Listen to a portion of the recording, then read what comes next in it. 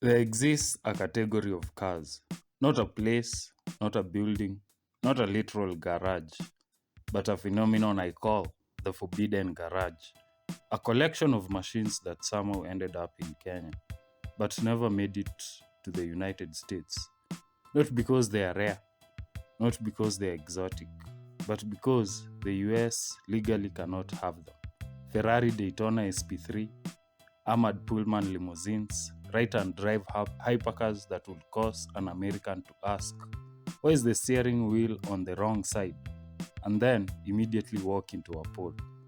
This is the forbidden garage, and the reason it exists is deeper and more expensive than you think. If you've been here since the beginning, you'll remember the first video on this channel, cars that never made it to our market. That video asked a simple question. Why do some cars exist everywhere except here? Today, we are asking the advanced version of that question. Why do some of the world's most exclusive hypercars exist in Kenya, but not in the United States? This isn't a sequel. This is the evolution of that idea. The version with geopolitics, economics, and a surprising amount of regulatory trauma.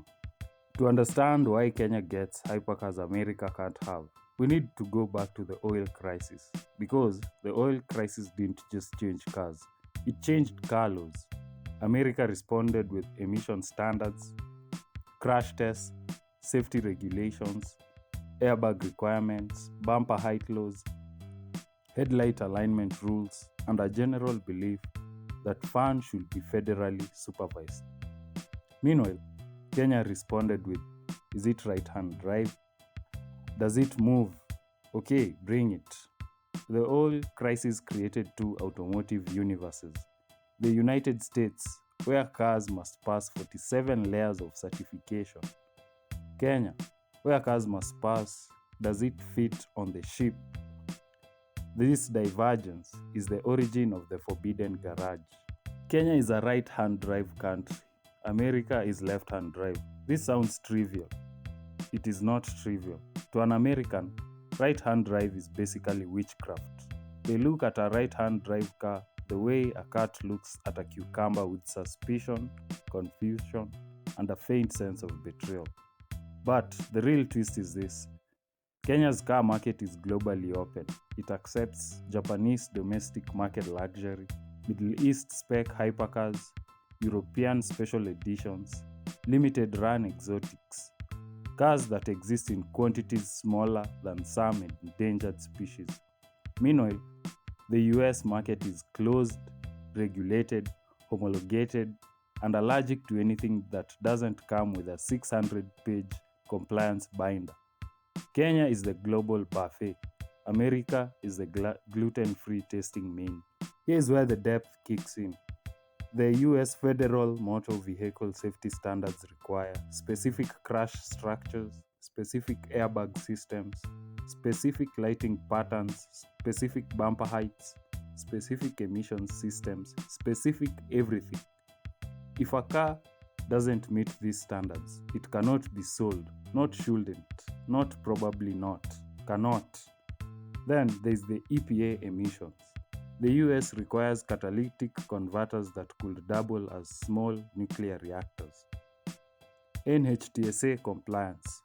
If the car doesn't have the right sensors, the right airbags, the right crash data, it's out. In the US, rare cars must be imported under show or display, which is basically the automotive equivalent of supervised visitation. Kenya does not have supervised visitation. Kenya has full custody. The forbidden garage isn't a place, it's a category, a classification, a list of cars that slipped through the cracks of global regulation and landed in Kenya. Ferrari Daytona SP3, not sold in the US, not homologated, not legal for road use. In Kenya, registered, insured, probably stuck behind a boda boda. Mercedes-Benz S600, armored, diplomatic, not available to US civilians. In Kenya, it was used by the former President Uhuru Kenyatta. A car so long, it needs its own postal code. A car that in the US you cannot buy unless you're a government, a monarch, or a Bond villain. Rolls-Royce Phantom, you've seen it, I've seen it, a full-size Rolls-Royce Phantom casually gliding through wastelands like it's late for a board meeting with destiny. A car so large, it creates its own weather patterns. A car so expensive, it could fund a small startup. In the US, you will require a congressional hearing just to register. And yes, these cars are not cheap. Kenya gets the cars America can't have, but Kenya also gets the price tags America wouldn't tolerate. Import duties, excise tax, VAT, luxury tax, a mysterious just because tax. By the time the hypercar lands in Kenya, it costs more than a small apartment block. And yet, they are here. This is usually the part of the video where attention drops. Analytics don't lie. Around the halfway mark, viewers start thinking about snacks. So, here's the twist. The Forbidden Garage isn't just about Kenya. It's about what cars become when regulations diverge. America gets hybrids, crossovers, safety ratings, cup holders that could hold a small planet. Kenya gets hypercars, diplomatic limousines, JDM royalty, Rolls-Royces that appear in traffic like boss fights. This isn't a comparison, it's a branching timeline. Looking at it from the economic angle, Kenya's luxury market is shaped by a growing upper class, diaspora wealth, Middle East trade routes, a thriving import culture, and a tax system that says if you can afford it, you can have it.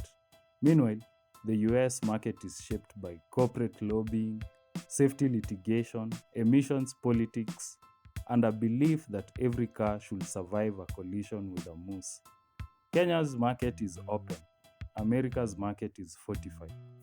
My first video was about cars that never made it to our market.